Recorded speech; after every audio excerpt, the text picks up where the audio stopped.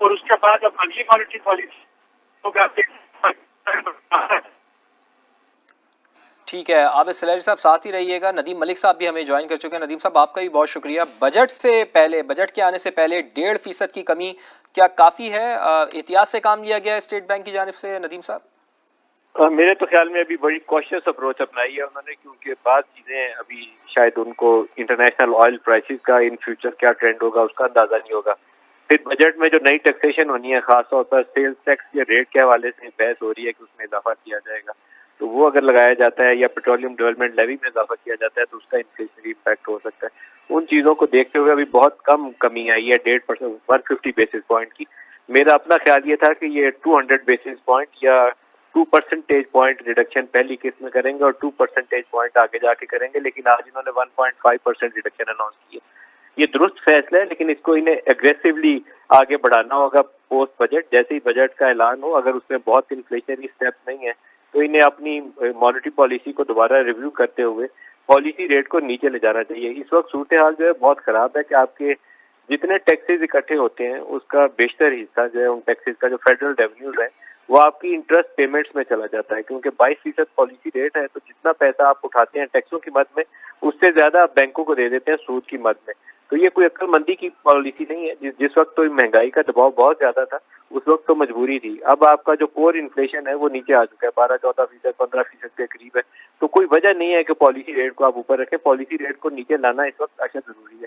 تو I hope کہ آگے چل کر اسٹیٹ بینک تھوڑا سا اسرٹیو اپروچ اپنائے گا، آئی ایم ایف کے دباؤ سے نکل کے آزادانہ طریقے سے اس معاملے کے اوپر فیصلہ سازی کرے گا.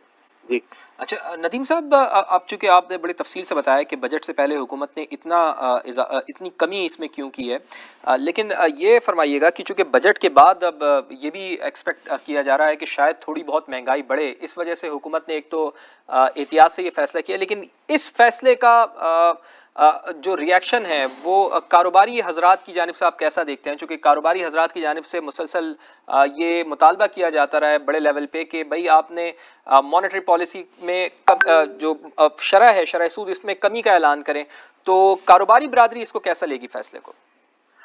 مثبت طریقے سے لے گی، لیکن ابھی بھی میرے خیال میں جتنا پالیسی ریٹ ہے اس میں کوئی بھی کاروباری شخص جو ہے وہ نئی سرمایہ کاری کی طرف تو ابھی آئے گا نہیں. 20% یا 20.5% بہت زیادہ پالیسی ریٹ ہے. اس کے اوپر انشورنس کی کاسٹ اور دوسری جب وہ ایکسپینڈیچر وغیرہ بک کرتے ہیں تو یہ وائبل آپشن نہیں رہتی. تو ہم اس اسٹیج کے اوپر ہیں کہ جہاں بہت مجبوری کے عالم میں کوئی بینک سے جا کے بارو کرے گا. ادروائز سرمایہ کاری کے لیے سارے لوگ انتظار کر رہے ہیں کہ کب پالیسی ریٹ اور نیچے آئے اور کب ان کے لیے اکنامک وائبلٹی بنے اور یہ کام آگے چلے. پاکستان میں دیکھیں کنزیومر فائنانس نہ ہونے کے برابر ہے ہی نہیں ہے، سوائے یہ تھوڑا بہت گاڑیوں کے لیے لوگ لیزنگ کرواتے ہیں یا تھوڑی سی پاکستان میں ویری اسمال پرسنٹیج ہے جو ہاؤس فائنانس میں جاتی ہے. وہ کام بھی ٹھپ ہو چکا ہے کیونکہ آپ کا پالیسی ریٹ اتنا اوپر جا چکا ہے. تو جب تو آپ کو ڈیمانڈ مینجمنٹ کرنی تھی تب تک تو اس کا ریشنل بنتا تھا کہ آپ کا 30% پہ انفلیشن گھوم رہی ہے، 40-50% پہ فوڈ انفلیشن تھی. اب وہ فوڈ انفلیشن نیچے گری ہے جس کی وجہ سے آپ کو پورا ایک پیراڈائم شفٹ نظر آتی ہے اوور آل مہنگائی کی. باقی چیزیں ابھی چینج نہیں ہوئی ہیں.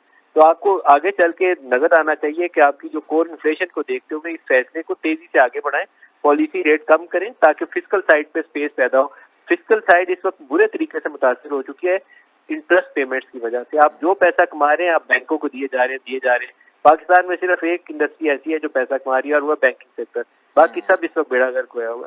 تو اس کے اوپر انہیں ایک کمپریہنسو اپروچ اپنا کے آگے بڑھنا چاہیے. ٹھیک ہے ندیم صاحب ساتھ ہی رہیے گا. خرم شہزاد